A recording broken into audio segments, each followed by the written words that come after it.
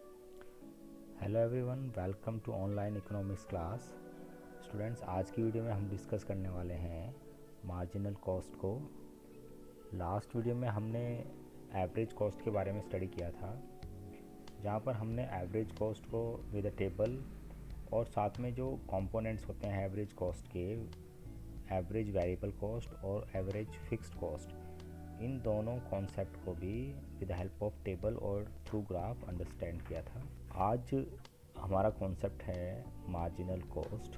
तो इसको स्टडी करने से पहले एक एक ग्राफ को स्टडी कर लेते हैं। तो लास्ट कॉन्सेप्ट जो था एवरेज कॉस्ट का, उसमें हमने स्टडी किया था कि एवरेज कॉस्ट के दो कंपोनेंट्स होते हैं, average fixed cost and average variable cost. तो मैं इसको ऐसे भी कह सकता हूँ कि average cost is the summation of AFC and AFC AVC. Means average cost जो है वो एएफसी एवरेज फिक्स्ड कॉस्ट और एवरेज वेरिएबल कॉस्ट दोनों का समेशन, मतलब दोनों से जुड़कर या मिलकर बनती है। तो चलिए पहले शेप को डिस्कस कर लेते हैं। जैसे हमने यहाँ पर लिया है एवरेज फिक्स्ड कॉस्ट के कर्व को। तो एवरेज फिक्स्ड कॉस्ट का जो कर्व होता है वो रेक्टेंगुलर हाइपरबोला होता है। तो वो रेक्टेंगुलर हाइपरबोला की शेप है यहाँ पर। और जो एवरेज वेरिएबल कॉस्ट है वो स्टार्टिंग में डिक्रीज़ होती है और फिर एक पॉइंट के बाद वो धीरे धीरे इंक्रीज़ होने स्टार्ट हो जाती है। This is the behaviour of average variable cost. Now अगर हम बात करें एवरेज कॉस्ट कर्व की, तो क्योंकि वो समेशन है एवरेज फिक्स्ड कॉस्ट और एवरेज वेरिएबल कॉस्ट का, तो ये ग्राफ, ये जो कर्व है, तो ये जो कर्व है वो हमेशा इन दोनों कर्व से अबोव बनेगा, ऊपर की तरफ बनेगा। ठीक है, तो हम यहाँ पर ये कह सकते हैं, अगर मैं वर्टिकली इन पॉइंट्स की वैल्यूज़ को जज करूँ, तो यहाँ पर जो एल और एस की जो वैल्यू होगी, मतलब ये हमने वाई एक्सिस पे लिया हुआ है। तो एल एस क्या शो कर रहा है, एवरेज कॉस्ट को। तो एल एस इक्वल्स टू होगा L T plus L K. L T क्या है, एवरेज वेरिएबल कॉस्ट, और एल के क्या है, एवरेज फिक्स्ड कॉस्ट। तो L S equal to L T plus L K, ये शो कर रहा है कि average cost equals to A B C plus A F C. ये हर एक लेवल पर, मतलब L1 लेवल पर भी कर सकते हैं और L2 लेवल पर भी आप चेक कर सकते हैं, सेम आएगी, सेम वैल्यूज आएगी। तो ये एक्चुअली क्या है, ये हम ये दिखा रहे हैं कि भाई जो एवरेज कॉस्ट होती है वो समेशन होता है एवरेज फिक्स्ड कॉस्ट और एवरेज वेरिएबल कॉस्ट का। तो चलिए आज का टॉपिक स्टार्ट करते हैं, जो कि है मार्जिनल कॉस्ट। तो मार्जिनल कॉस्ट लगभग वही कॉन्सेप्ट है जो मार्जिनल प्रोडक्ट का है। यहाँ पर प्रोडक्ट की जगह हम कॉस्ट को स्टडी कर रहे हैं। तो marginal cost is the addition of total cost. जो टोटल कॉस्ट है उसमें क्या एडिशन होता है, जब एक यूनिट ऑफ आउटपुट ऐड होती है। ठीक है, तो marginal cost is the addition of total cost due to the addition of one unit of output. मतलब so due to one additional unit of output जो टोटल कॉस्ट में change होता है, that is known as marginal cost. Marginal cost का formula simple है और it is like marginal product. वही formula यहाँ पर लगेगा कि marginal cost equals to T C N minus one. और या इसको हम दूसरा फॉर्मूला भी यूज़ कर सकते हैं, that is marginal cost equals to del T C upon del Q. Del T C show कर रहा है चेंज इन टोटल कॉस्ट और डेल क्यू शो करता है चेंज इन क्वांटिटी। तो अगर हम इन दोनों का रेशो निकाल लें तो भी हमारे पास मार्जिनल कॉस्ट आ जाती है। नाउ एम सी एन यहाँ पर है marginal cost of nth unit of output, और टी सी एन है total cost of n unit of output. तो T C N minus one क्या हो जाएगी, जो nth यूनिट है उससे एक कम यूनिट, एक से एक पहली unit, total cost of n minus one unit of output. Del T C change in total cost, del Q change in output. तो चलिए अब मार्जिनल कॉस्ट को अंडरस्टैंड करते हैं through the table and curve. जो एडिशनल टोटल कॉस्ट होता है हर एक यूनिट के इंक्रीज होने से, that is known as marginal cost. तो अगर मैं यहाँ पर टोटल कॉस्ट को देखता हूँ, तो टोटल कॉस्ट कैसे आई है, summation of total fixed cost and total variable cost. तो ये डिफरेंट ये वही टेबल है जो हम लास्ट स्टडी करते हुए आ रहे हैं, सेम टेबल है। जहाँ पर आप चेक करेंगे डेट इज़ 10, 20, 28, 34, 38, 42। मैं अगर इसका मार्जिनल कॉस्ट निकालना चाहूँ तो मुझे क्या करना होगा कि जैसे ये टोटल कॉस्ट है तो इससे प्रीवियस कोई कॉस्ट नहीं है, तो इस लेवल पर मार्जिनल कॉस्ट डैश आएगी। तो ज़ीरो यूनिट से पहले तो कोई टोटल कॉस्ट होने की पॉसिबिलिटी नहीं है, तो ज़ीरो यूनिट पर जो मार्जिनल कॉस्ट होगी उसको डैश से रिप्रेजेंट करेंगे। जब यूनिट 1 प्रोड्यूस होती है तो एडिशनल यूनिट मतलब ज़ीरो के बाद एक एडिशन 1 आ गया है, तो इससे जो चेंज आया है टोटल कॉस्ट में, तो 10 से कितनी हुई है 20, तो कैसे फाइंड करेंगे, तो हम जो 20 है उससे प्रीवियस वाली उसको माइनस कर देंगे।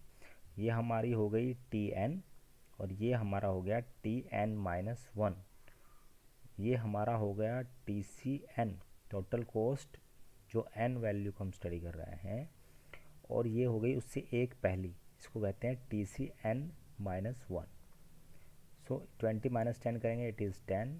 ऐसे ही जब नेक्स्ट यूनिट पर जब हम आते हैं तो ये एक एडिशनल यूनिट और हो गई है, तो इससे 28 में से जो प्रीवियस वाला TC है उसको माइनस कर देंगे, 8 आ जाएगा। 34 में से प्रीवियस वाला TC है उसको माइनस करेंगे, 6 आ जाएगा। 38 में से प्रीवियस वाला 34 माइनस करेंगे, 4 आ जाएगा। 42 से 38 माइनस करेंगे, 4 आ जाएगा। तो इस तरह से जो हमारे पास मार्जिनल कॉस्ट का कॉलम आता है, अगर हम उसको भी एनालाइज करते हैं तो हम पाएंगे कि इनिशियली जो मार्जिनल कॉस्ट है वो डिक्रीज़ होती चली जाती है, लेकिन अगर हम चेक करते हैं फोर्थ यूनिट के बाद वो कांस्टेंट हो जाती है up to fifth unit. Fifth unit पे, फोर्थ और फिफ्थ यूनिट पे क्या है, इट इज़ कांस्टेंट। और आफ्टर फिफ्थ यूनिट ये मार्जिनल कॉस्ट इज़ इंक्रीजिंग, उसके बाद ये इंक्रीज़ होने स्टार्ट हो जाती है। तो अगर मैं इसको थ्रू ग्राफ रिप्रेजेंट करना चाहूँ तो ये इस तरह का यू शेप का ही ग्राफ आएगा, जो हमने पहले average cost, average variable cost का जो कर्व स्टडी किया था वो भी यू शेप में था, और यहाँ पर जो मार्जिनल कॉस्ट का कर्व स्टडी कर रहे हैं this is also in A U shape.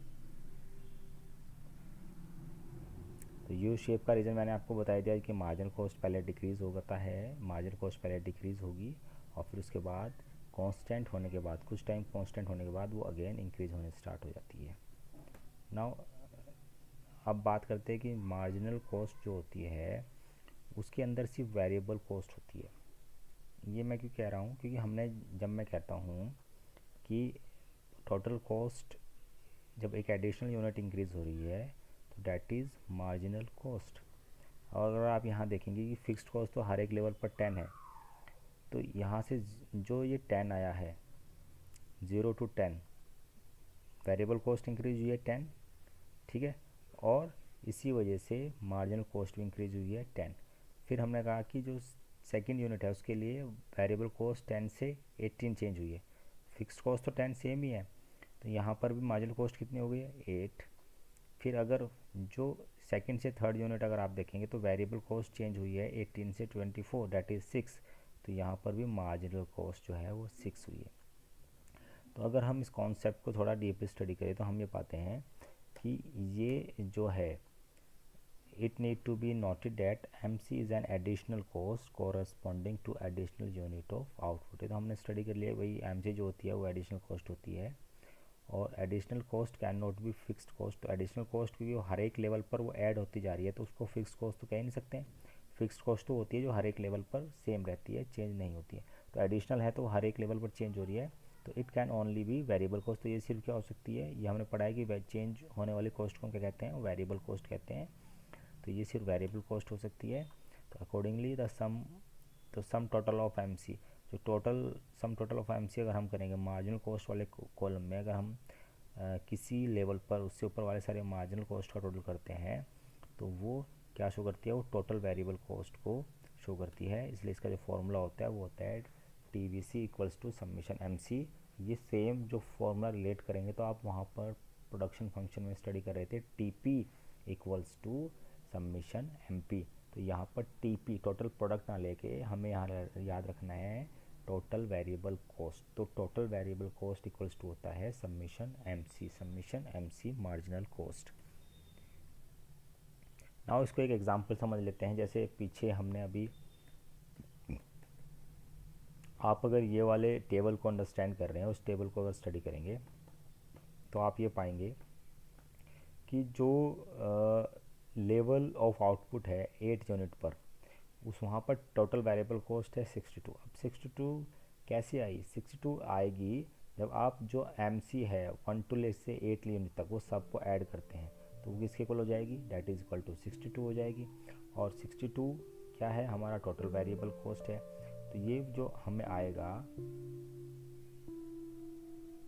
तो हम कह सकते हैं कि summation MC equals to total variable cost.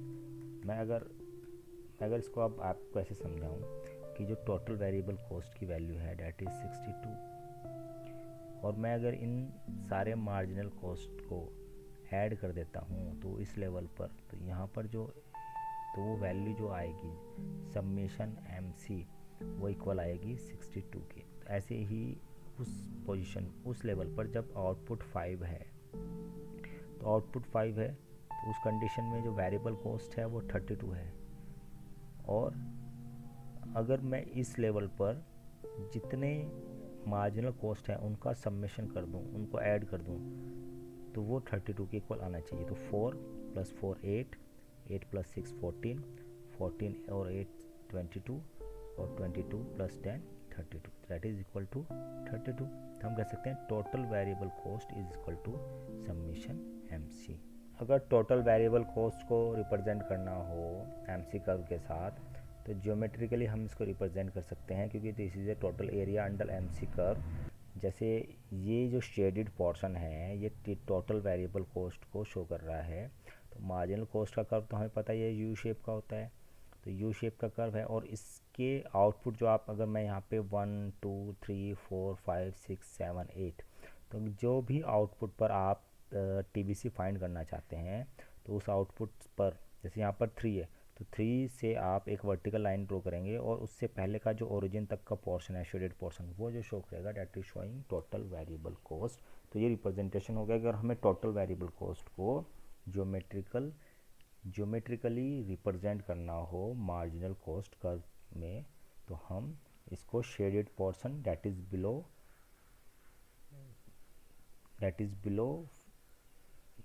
of marginal cost.